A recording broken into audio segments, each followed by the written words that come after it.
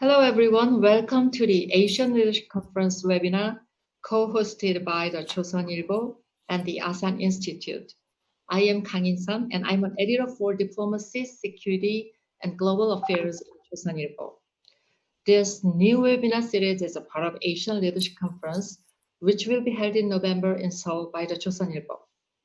First, I would like to introduce North Korea experts we have invited today.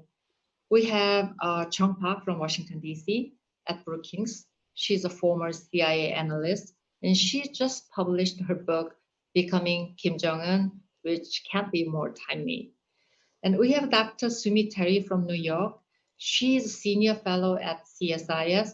She worked at National Security Council under both President Bush and Obama.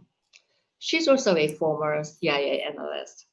And Ms. Anna Fifield, Beijing Bureau Chief for Washington Post, is with us today.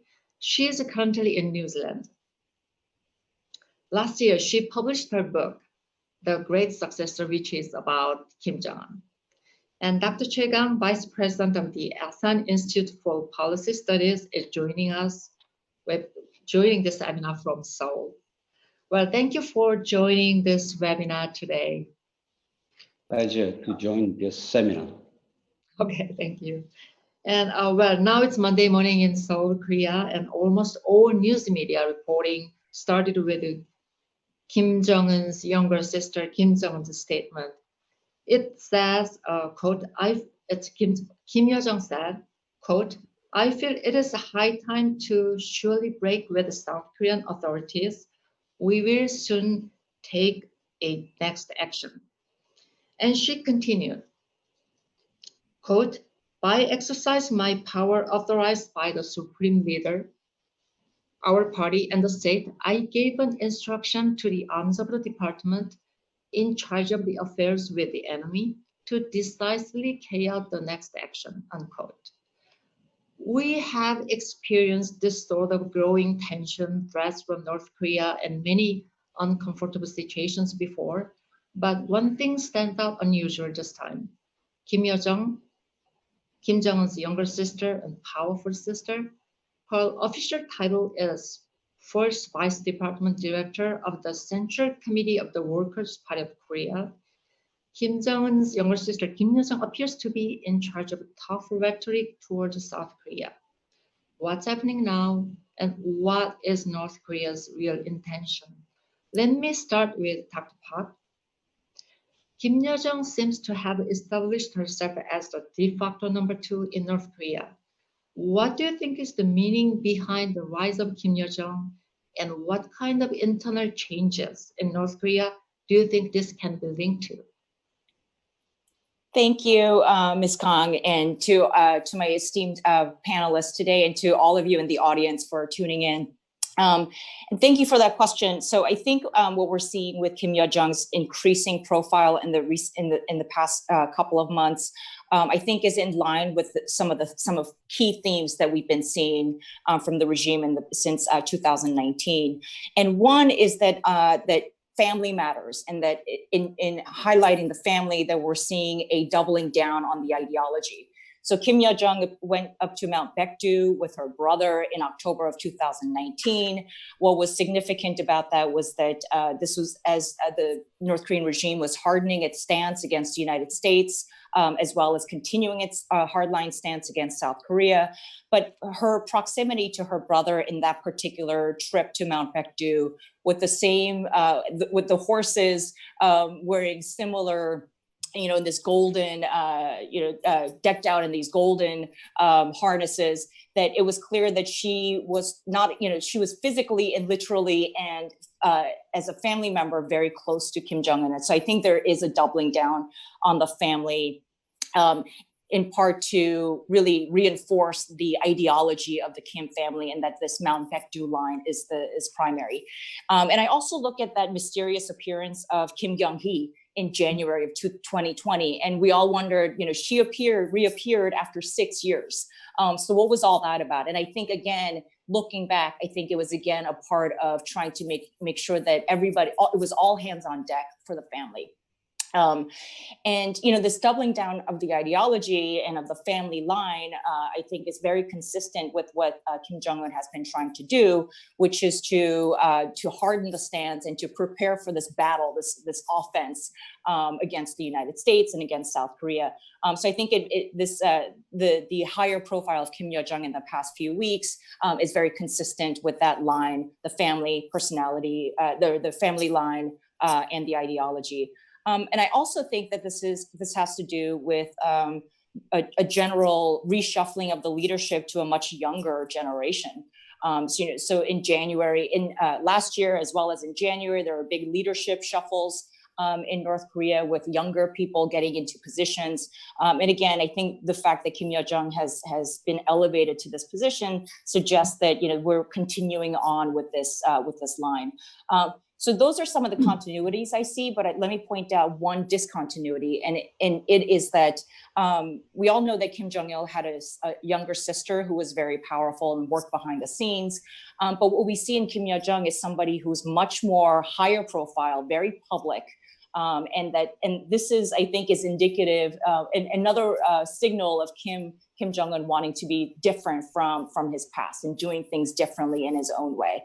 So let me stop there. So I think family, ideology, this younger generation is very important, and I think that's what we're seeing in the past few months, as well as this Kim trying to do it his way by giving a microphone or a megaphone to his sister in this way. Okay, thank you.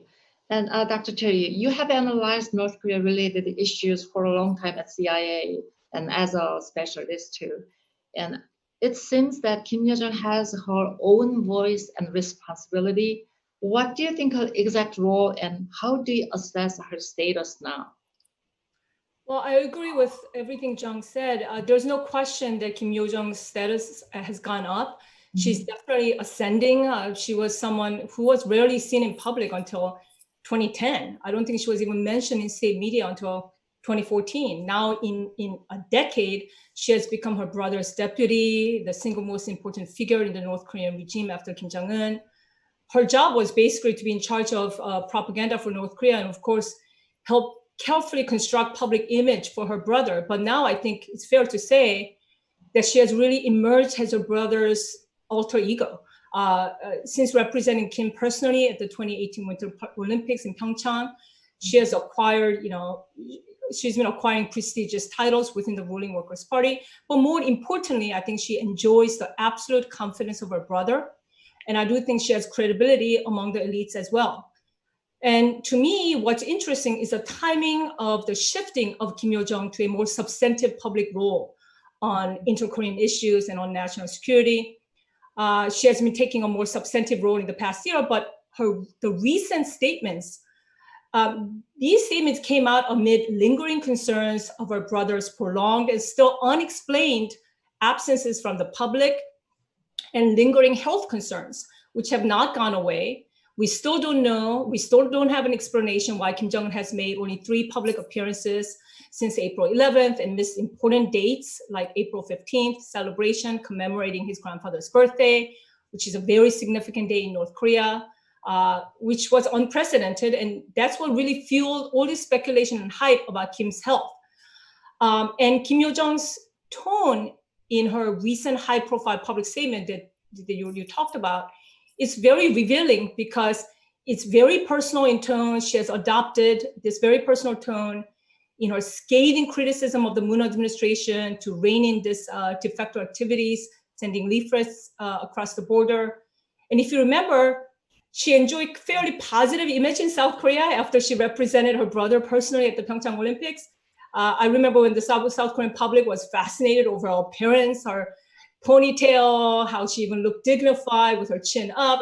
I remember all of that. So it's interesting to see her putting her own name to this very scathing and very pretty horrible language coming out of North Korea, the kind that we're used to, calling South Korea a frightened dog barking, calling defectors human scum. So it's still pretty jarring. But I would say definitely Kim Yo-jong's influence is growing. She obviously is no longer just a sister, appearing silently or at her brother's side, carrying ashtrays and Pence, and her scathing personal statements and her involvement in this inter-Korean relations really does elevate her role in the North Korean regime. I think she has more legitimate and more substantive role in policymaking. And I would say that she's even potentially being groomed to succeed her brother, whenever that may be, for one day. And again, I just want to point out that Kim's health issues are not resolved yet. But it's definitely family business in North Korea. And as Kim, as Jung just said, family matters. And that's where we are. I see. Well, let me ask Dr. Che. Last week, North Korea described South Korea as the enemy and announced that it will cut off all the communication lines with South Korea. North Korea expressed its anger over Seoul's failure to stop defectors from sending anti-Pyongyang leaflets, which is Cheondan or Bira. But activists have been sending leaflets for many years. Why do you think the North Korea lashes out at this time?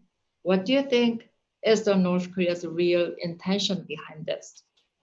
First of all, I think this is the beginning of a new crisis.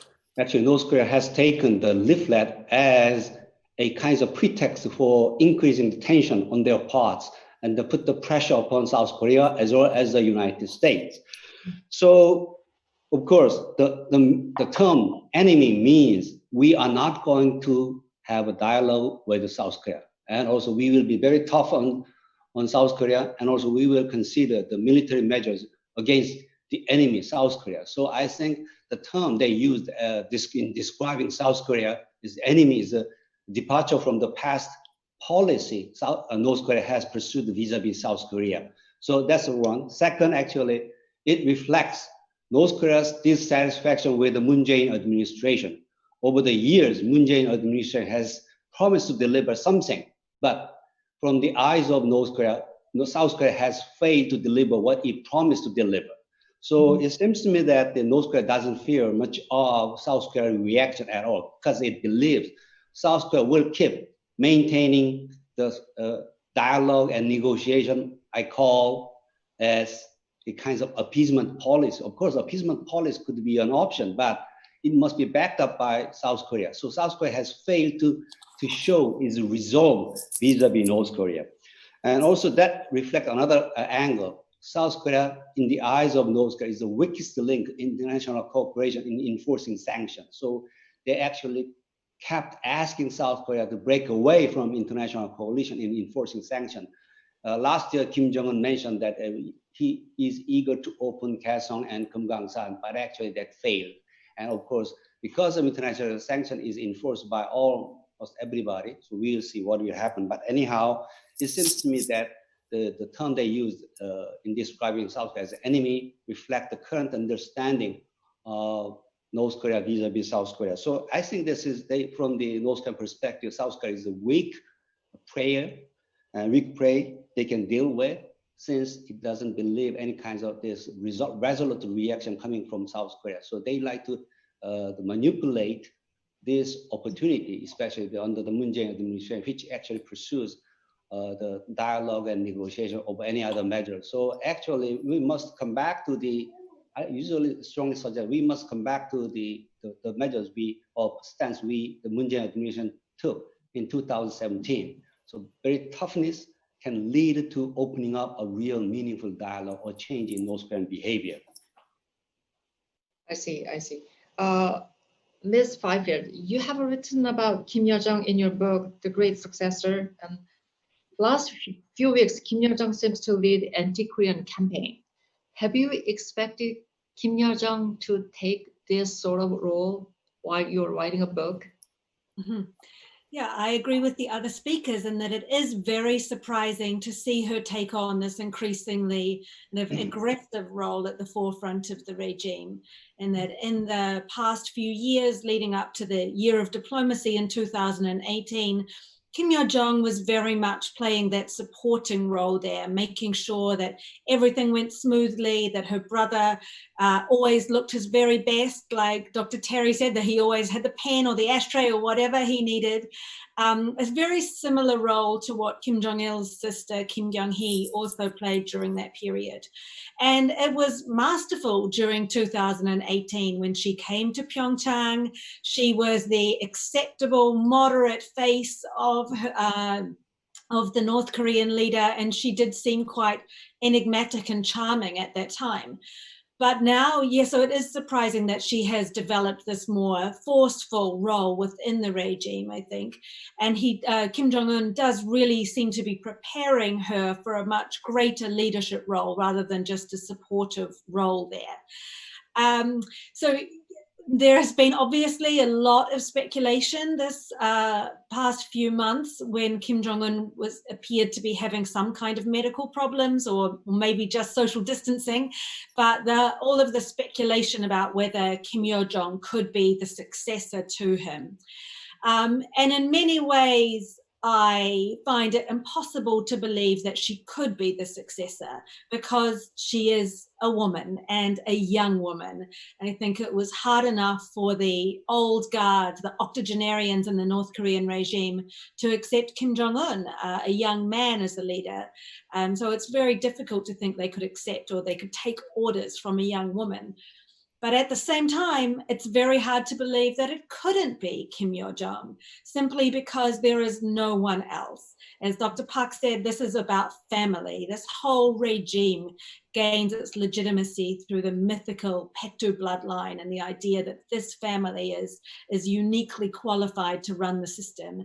And Kim Yo-jong is the only inner circle and the member of that core family to have any kind of public profile in North Korea, to have a leadership role. So it now looks like in some ways she is proving herself and her ability to not just be the smiling face of the regime, but also to be the attack dog in some ways and to go after South Korea. And really, I mean, they're taking a page from their traditional playbook of trying to use South Korea to play off the US and to drive a wedge between them. But the fact that this is coming from Kim Yo-jong herself under her name, I think is very interesting. And another sign that, you know, Kim Jong-un is doing things his own way. You know, this year he did not give a traditional New Year's address. As he had done the previous years. He did not go to Kumsusan on April the 15th, as he had done in previous years. And by the same token, we have this another new twist of his sister coming out and taking on this new role. I see. Yeah. Dr. Park, in your recent book on becoming Kim Jong-un, you focused on the succession training in North Korea. What is the core of these succession trainings, and do you think Kim Yo-jong also received the same and similar training to that of Kim Jong-un? Thank you.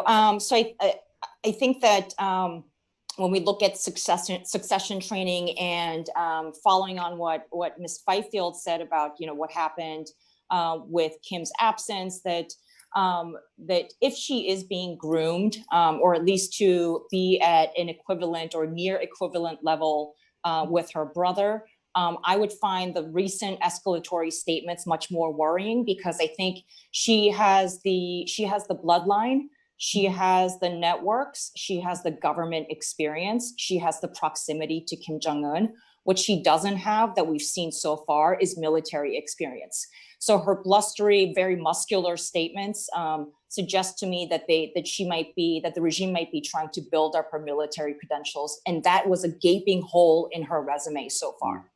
And when we look at Kim Jong-un's succession process, his grooming process from 2009 to 10 to 11, is that we saw some of the worst attacks against South Korea in that period. In 2010, there were two attacks, one against the South Korean naval vessel, and second one in the artillery exchange, the attack on the island at Yeonpyeong-do. So there was this very aggressive military succession training involved, and that was designed to show how Kim Jong-un, despite his youth, despite what the older officials might be saying about him or snickering behind his back, that he was tough. And though the regime didn't say that Kim Jong-un was involved, those acts were almost certainly designed to help bolster the succession process. And so the military aggressiveness part, as well as the May 2009 nuclear test, suggests to me that that was associated to a great extent on the Kim Jong-un grooming credibility issue. But secondly, another part of succession training is to learn the art of coercive diplomacy. And that is that even as North Korea was conducting all these terrible attacks and doing these strategic provocations, Kim Jong-il was also doing a huge flurry of diplomacy. Kim Jong-il went to China multiple times to talk about economic projects, about cooperation, about building party-to-party ties. He sent lots of delegations to and from China. And so, so we see two prongs of this in the succession grooming training process, and that is aggressiveness as well as coercive diplomacy, playing all of the sides against each other. And if we dig a little bit deeper on this, on a second layer, is that, I think what North Korea is good at doing, and maybe Kim Jong-un wants his sister to practice this as well, is to maintain the initiative, sow fear, and then engage in diplomacy and sweet talk or charm offensive to mitigate whatever international punishment that might occur. So, I mean, are we going to see additional statements from Kim Yo-jong? It certainly seems like it. We've already seen 3. And are we going to see her at the satellite control center, like we saw Kim Jong-un show up at the satellite space launch control center? Is she going to get a military title in the way that her brother became a 4-star general in 2010? So all of those things are signposts of what we might expect to see if Kim Yo-jong is indeed being groomed to at least be on par with her brother. Nature of the tension we are going through now. So what do you think about the nature of this rising tension, and how serious do you think? I mean, that's my next round question. So before that, I would like to ask Dr. Che. During the propaganda campaign to criticize South Korea, Kim Jong-un presided over a Politburo meeting, but he remained silent on inter-Korean relations.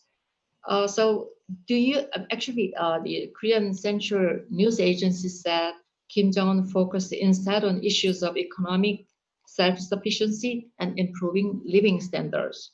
So why do you think there was no mention of South Korea? Do you think the Kims are trying to establish a sort of division of labor between them? I think the term division of labor is quite inappropriate, because actually Kim Yo-jong can play only Kim Jong-un allows to play. So I think that's my basic premise. So why Kim Jong-un did not say any word on South Korea? Actually, because after having 3 meetings with Moon Jae-in, he didn't get what he wanted from South Korea at all. So that's one. So he does maybe shy away from the inter-Korean relations to justify not having any kinds of the benefit he wanted to get from South Korea. That's first one. So actually try to and second, maybe it's kinds of way the Kim Jong-un looks South Korea. Actually, Kim Jong-un, South Korea, you are not equal to me at all. Maybe you have to talk with my younger sister. So from the eyes of Kim Jong-un, South Korea is kind of junior partner in dealing with any kinds of things. So Kim Jong-un is equal to Xi Jinping or Trump. So he claims to be a kind of global leader status. So Moon Jae-in doesn't appeal to that. And why he focused mostly on economy, that reflects the current situation of the economic, the problems they have at the moment after having these sanctions enforced, and also the coronavirus situation have made the North Korean economy much more difficult. So he tried to appeal to the public. He's kind of caretaker of people, and then also maybe highlight bureaucrats and party members to do something to boost up the economy. So I think maybe ironically, the current statement or the Kim Jong-un's saying on economy only actually his primary concern at the moment is economy, because he has to go through economic hardship maybe sometime, maybe probably until next year. So that reflects the first one. So that's why actually Kim Yo-jong is so much harsh on South Korea. He has taken a kind of bad cop role, and also there are at least maybe 3 reasons why she's playing that. That's first one is that Kim Yo-jong is the one who will deal with inter-Korean relations. So as I said, that's first one. Second, maybe displeasure, expression of displeasure, and also maybe next stage. At the moment, I'm thinking of maybe the show up or forced, and then that will be followed by actually provocation. So we have to think about the one. And then Kim Yo-jong, because actually she has a merit as a person to appeal to the public. So maybe the woman can say, if women say just a hard rhetorics and a hard stance on South Korea, that means North Korea, whatever she says, that actually she really means it, carries a lot of weight than the Lee Sun-won. Maybe that's been the case over the past several years. Third reason I think is not directly related to the question you posed upon me, maybe because Kim Yo-jong is the one who came to South Korea during the Pyeongchang, and then seems to be a very active member in terms of inter-Korean relations. But that means actually she must safeguard herself from the criticism for the failure of inter-Korean relations. So maybe that's one of the reasons why she has been so much tough. But the 3 reasons combined together, it seems to me that there is no way at the moment for North Korea to change its current course of action vis-a-vis South Korea. So no respect, no fear, only contempt and jealousy vis-a-vis South Korea. So series of provocations will be seen into the future. I think that's one of the reasons I'm so much concerned with the situation on the Korean Peninsula at the moment. Okay, Dr. Terry, a few days ago is the second year of June 12 Singaporean US North Korea summit. And Lee Sun-gun from North Korea said, I quote, "I will not give a basket of achievements to the American rulers to use as propaganda." I mean, there are lots of other statements about. I mean, they are showing disappointment over not enough progress over the relations between the United States and North Korea. And how do you interpret it? Well, so I think, yes. Is it me? Yeah, Dr. Terry. I interpret Lee's statement and current North Korean position as North having little appetite, basically, to return to diplomacy, at least this year. If you remember, although North Korea opted to not test any Christmas gift following the expiration of Kim Jong-un's self-proclaimed year-end deadline, Kim had issued a statement at the Korean Workers' Party Central Committee plenary session that the world will witness a new strategic weapon, right, for North Korea, that North Korea will possess in the near future, and threatened to walk away from its unilateral moratorium on its nuclear and ICBM tests.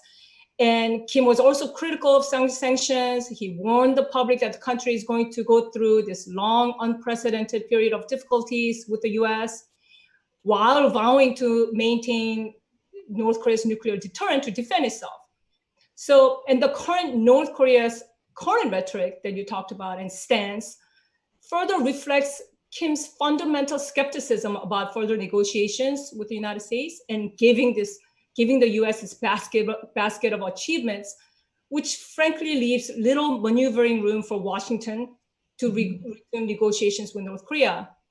And so I think Kim would have to most likely do something provocative. I think that's almost guaranteed.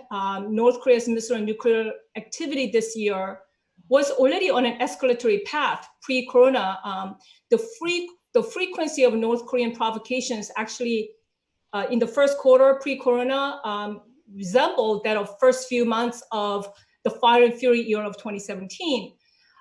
There were 5 short-range missile launches this year, including multiple anti-ship cruise missiles launched, several military exercises and drills involving the replica of the Blue House.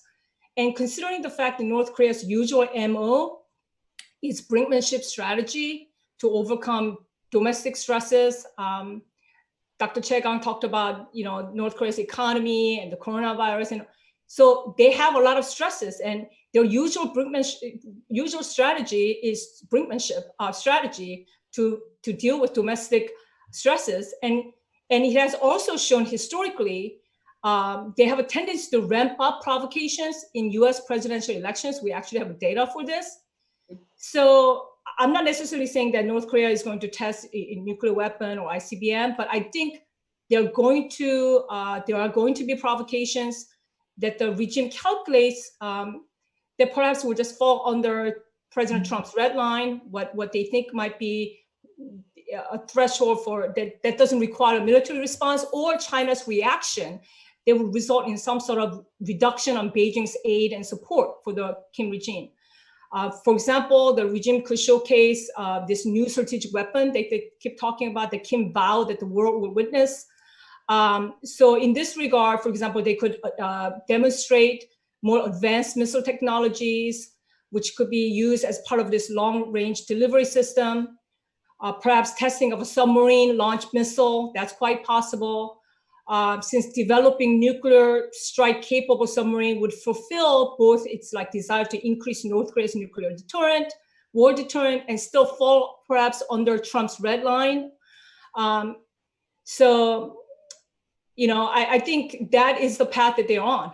And I think that's what North Korea's rhetoric indicates and suggests. I may ask one follow-up question. So do you see there's no room for negotiations over denuclearization at all in the near future? I think it's highly doubtful they will return to negotiation. I don't 100% rule out. We are talking about Kim. We are talking about President Trump, who remains a wild card for this kind of last-minute potential deal with President Trump. But I think still it's very unlikely scenario. Why would Kim opt to do that? I think he will wait for Trump's second term or Biden's first term. I see. Dr. Chae, do you have something more to add on this?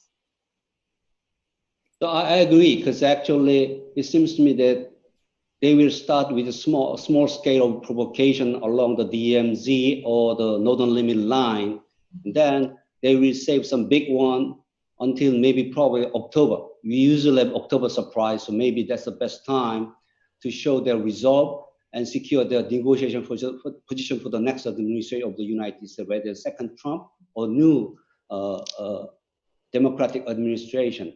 So I think we have to be very watchful what North Korea is doing, but actually North Korea will do what they have already said. So actually unfortunately expecting some kinds of provocation starting from maybe around late June, and then coming into a more intensified, upgraded scale of a provocation into fall. So that means we have to strengthen our military preparation to prevent such thing from happening, and the strengthening coalition among ourselves to send the same message vis-a-vis North Korea, not actually derailing the international cooperation, weakening the international cooperation vis-a-vis South Korea. So I'm very much concerned with the possibility of provocation, but to prevent such thing from happening, we have to show our resolve, and also we have to show our solidarity among ourselves vis-a-vis North Korea. Otherwise, North Korea will exploit such a split within the coalition. I mean, but look, can there be a better time for them to be ramping up tension than now, when there's so much conflict and tension between U.S. and China? The U.S., we still have yet to come to an agreement on host nation support with South Korea. South Korea and Japan are still bickering about with the trade dispute and the history issues. And the world is still grappling with the pandemic. So So I think this is, I wouldn't be surprised if North Korea ramped up very quickly or did something very spectacular up front. I don't think we should assume a lower level and that they'll suddenly build up in that way. Because, I think we need to be prepared that it might be something big before rather than a build up to a greater tension. But I also think that if North Korea and Kim Yo-jong and Kim Jong-un continue on with this very harsh rhetoric, it'll be very difficult for them to back down and not do something. Yes. Right. So I think the statements and their military posture, all of those things will be important in engaging what North Korea might do. But I think, this goes to the importance of why we need to be constantly talking to each other, regardless of whether North Korea is engaging in nuclear discussions with the United States, to make sure that we're all ready for whatever level of provocative action that they can do. But in response to Jong's point, Yeah. because actually it seems to me that it's too early for them to stage a big provocation vis-a-vis South Korea, because a big provocation will overwhelm almost other issues and then bring the partners together vis-a-vis South Korea. That is the other side of provocation effect. Dr. Park again. I mean, recently there's a lot of criticisms from North Korea about the propaganda leaflets. Do you think that Chondan and Pira, do you think these leaflets really carry that much significance and act as a threat to the North Korea? Particularly I think what the leaflets represent, I do think that the North Koreans do take the leaflets seriously. Remember back in 2014, North Korean soldiers shot at some leaflets and there was a lot of tension in the region as a result. And of course, the other things of the cross-border propaganda information type activities, such as the loudspeakers, are also very controversial and very create a lot of tension between the two Koreas. In the 2018, the two Koreas agreed that they were going to not do these anymore.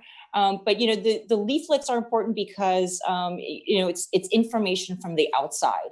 And when I'll refer back to my first comment of your first question, that there is an ideological strengthening process going on right now.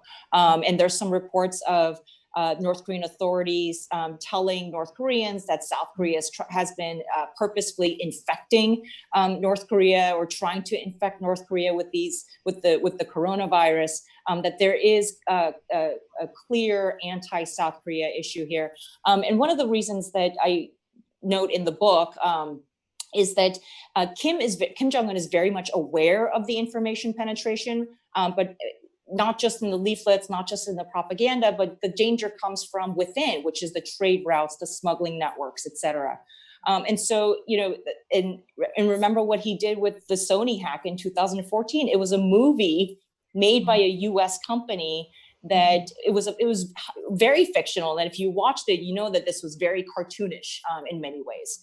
But this is amid this very this ideological drive, and to make sure that everybody sees Kim as the leader, things like leaflets, any kind of information penetration against the regime appears to be highly sensitive to Kim. And Dr. Che, I mean, the Reunification Ministry wanted immediate discussion to ban leaflets, and the Blue House also stated to strongly ban them as well. Was the Korean government so quick to act on their feet because the direction was given by Kim Yo-jong, or would the Moon Jae-in government's response be the same regardless of who said that? What do you think about this? H.pak, because actually South Korean government so much desperate in reopening the dialogue and negotiation, and also eager to proceed what he want to proceed with North Korea, like any kinds of things, inter-Korean exchange program. So I think they would have responded in the same way, but in a different magnitude actually.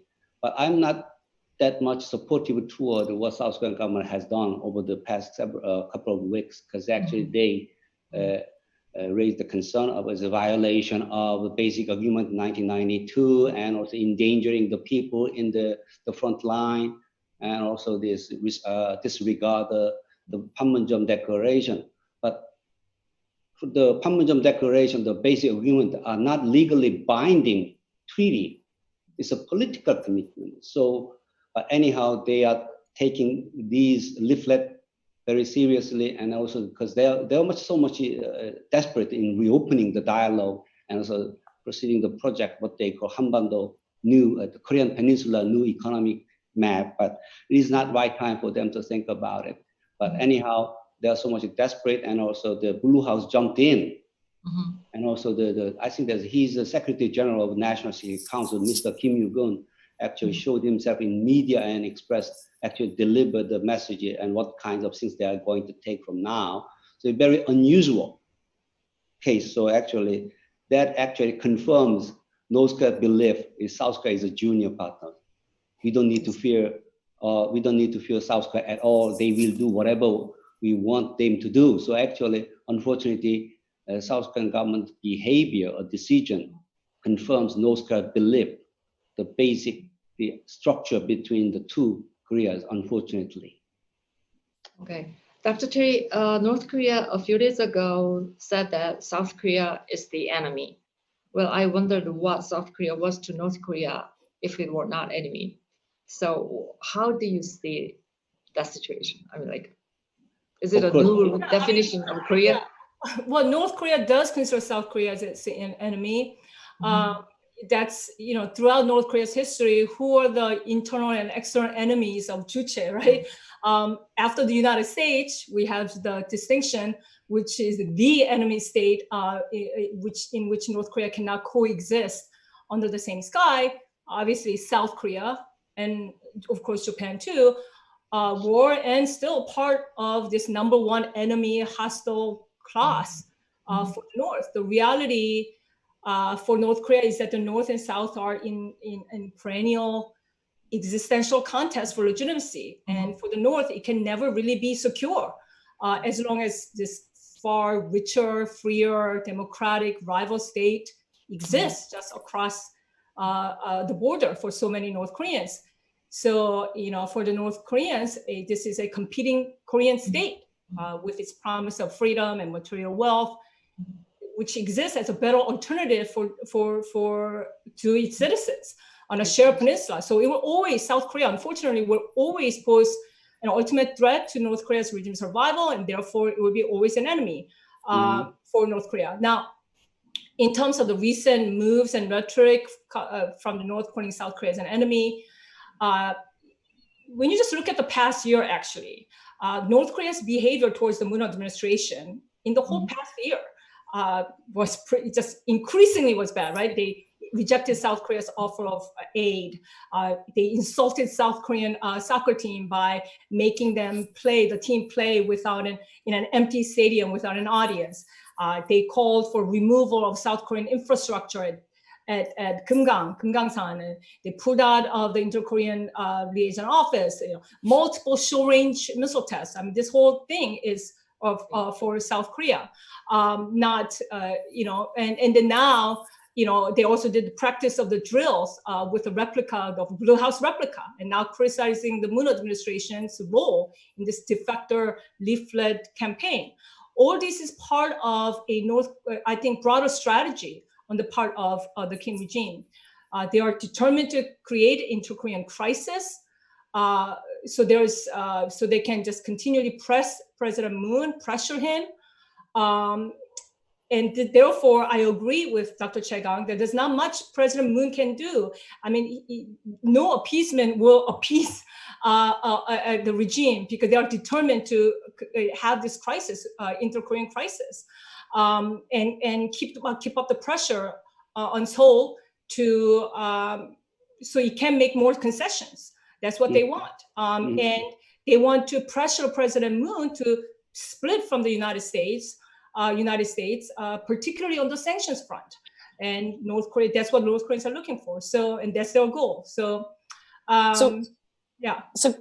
personality-wise, I think this dynamic is so interesting, because Kim Jong-un, ever since he was little, has been revered and respected by men much older than him, right? And he's bullied them, and this is something that has been documented, and that people have remarked about Kim, how he would kick an older servant, right? Or he would, when lip readers looked at what he was saying to his officials, that he was saying the most harsh, really condescending language against these 60, 70, 80, 90-year-old men, and making them do really humiliating things. And so when you have older men trying to appease him, right, he's used to that, right? And so what does he do? His constant, the part of his personality and his upbringing and his privilege is that he just bullies, because he's used to people catering to his every whim. And I think in a way that he thinks of that, President Moon as this older person and trying to keep dialogue going despite all of the terrible things that the regime has been saying about the Moon administration, that he's constantly pushing and trying to, heroically push through. I think it's just not in Kim's personality, based on the history and based on what we've learned about him, that he's all of a sudden is going to say, that makes a lot of sense. Let me go ahead with that. Because for Kim, the only thing he can't bargain away is his toughness and his firm grip on power. And Dr. Pak, you're right. I think Kim Jong-un is the ultimate bully. And you know what you do with bullies? You have to stand up to bullies, because you give the bully your lunch money, they will be coming back for more. This is what I mean by, President Moon. I understand his desire to improve the inter-Korea relations and appease him. But if you're not going to appease a bully, you have to have a better stand up. Yeah, I agree. I will ask two consecutive questions to Ms. Byford. Well, you have been covering Korean Peninsula related issues for such a long time with a passion. And I would like to ask, the nature of tension we are going through now is different from the previous ones, or this situation reminded you of some situation you had experienced before? Is it more serious than before? What do you think about this?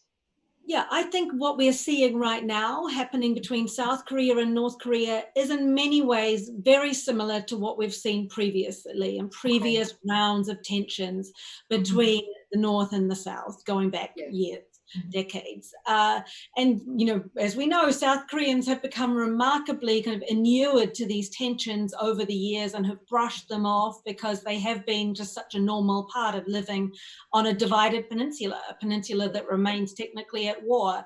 But what changed in 2018, I think, and what made even these, immune South Koreans begin to worry about it, was President Trump. It was not Kim Jong-un. He was not the wild card. It was Donald Trump and his arrival, and this kind of inability to understand what President Trump wanted and what he was doing. So this was felt, in many parts of the world, including in North Korea and including in China. So that, I think, is what made the big difference, that China did not know how seriously to take President Trump's threats of fire and fury and willingness to take on North Korea, and was, I think, for the first time ever, seriously worried about the possibility of military action within North Korea by the US there. And that is the reason why China imposed sanctions like never before on North Korea, and really did go out of their way to try to prove to President Trump that sanctions could work, that there was no need to go the extra step and unleash fire and fury on North Korea. So despite the fact that, Kim Jong-un didn't get much out of that year of diplomacy, he certainly didn't get the watershed relief that he was hoping for, it did bring about an end to maximum pressure and a return in some ways to the situation before, where China was turning a blind eye in many respects to what was going on the border between the two countries and allowing trade to flow.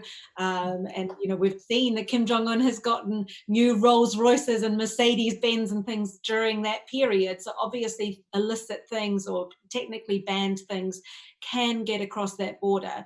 So even now, despite the tensions between North and South, I think it's the relative calmness between China and North Korea that is going to be the overwhelming influence on the regional relations here. I mean, the coronavirus has played in a big part into that. North Korea obviously closed its borders before any other country.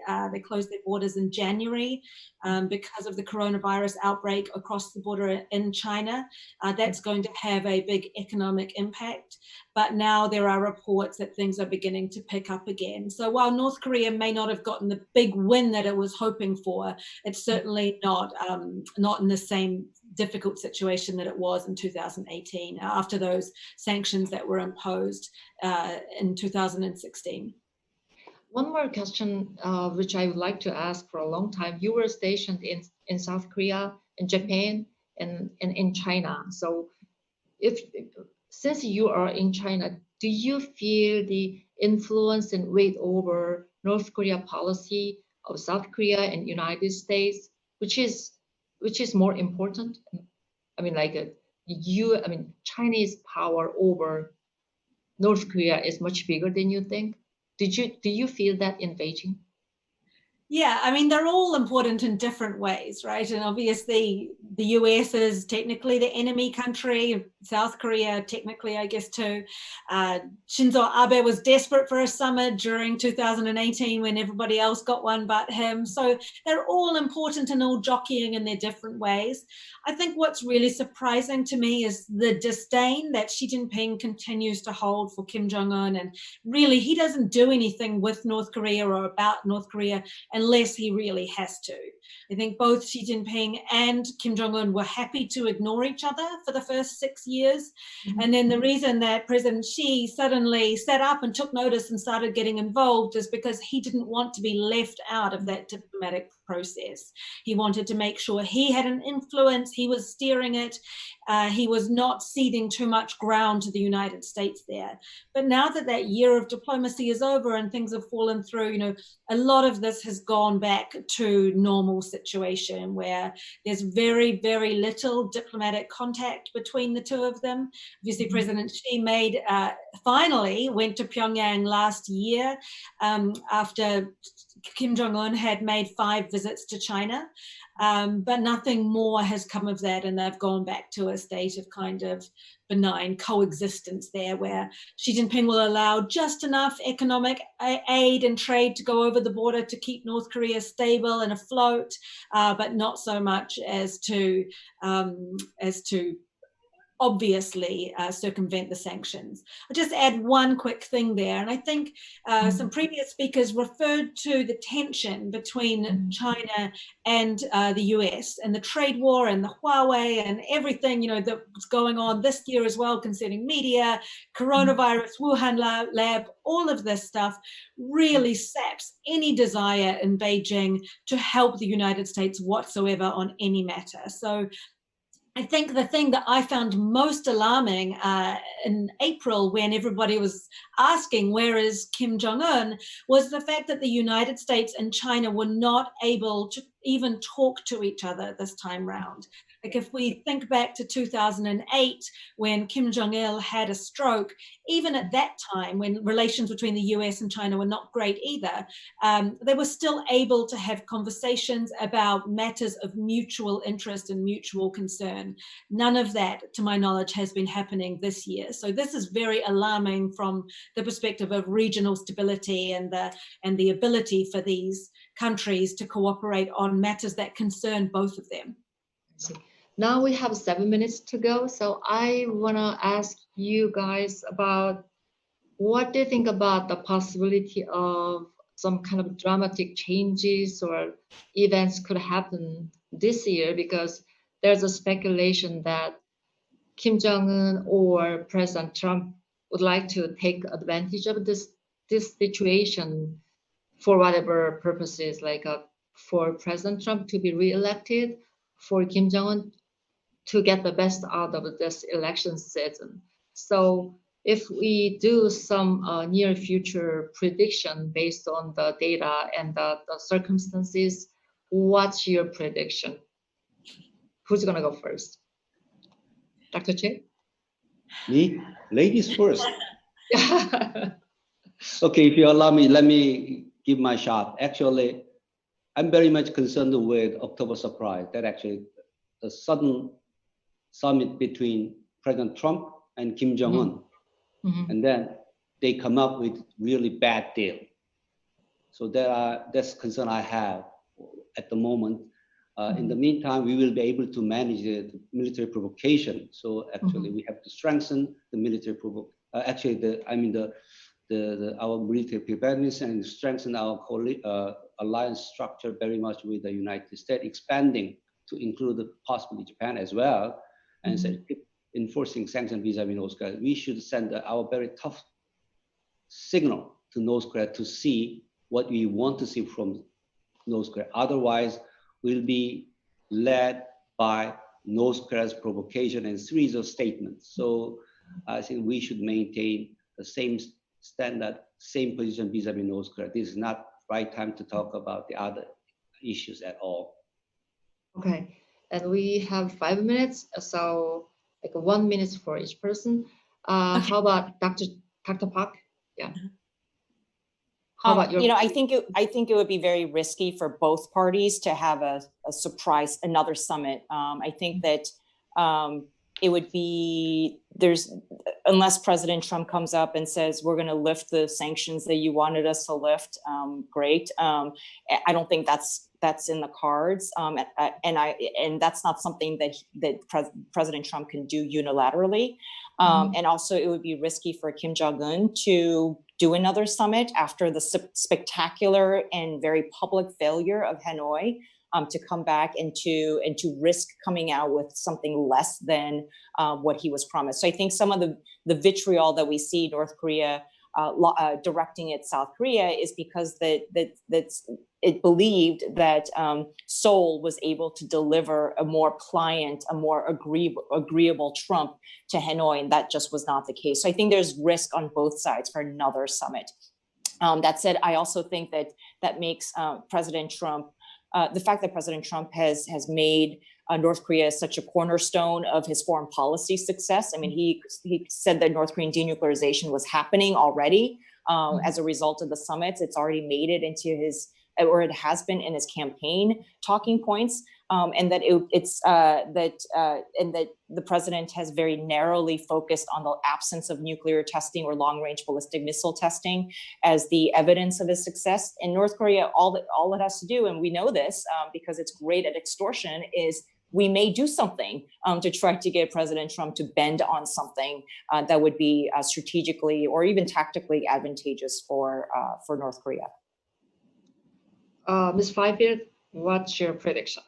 Yeah, I would expect North Korea to test something significant this year. As Dr. Terry said, they have warned about this strategic weapon that they've been working on. And, you know, in the past, when we look at what North Korea has done, like 2016, 17, everything that they did, including the ICBM missile test, they telegraphed in advance. They warned us and said they were going to do this. So I take them at their word on this and think that they are telling us their intentions. I mean, the question is timing, when they will be ready and willing to do that. And on that, we don't know. I would just add, though, that the North Koreans want President Trump to be re-elected. You know, they have now figured him out. They have figured out how to play him, and they have done so masterfully over the past couple of years. Yes, Kim Jong-un did not get sanctions relief and some of these big ticket items that he was after, but he has not given up a single thing, not one single screw out of a missile.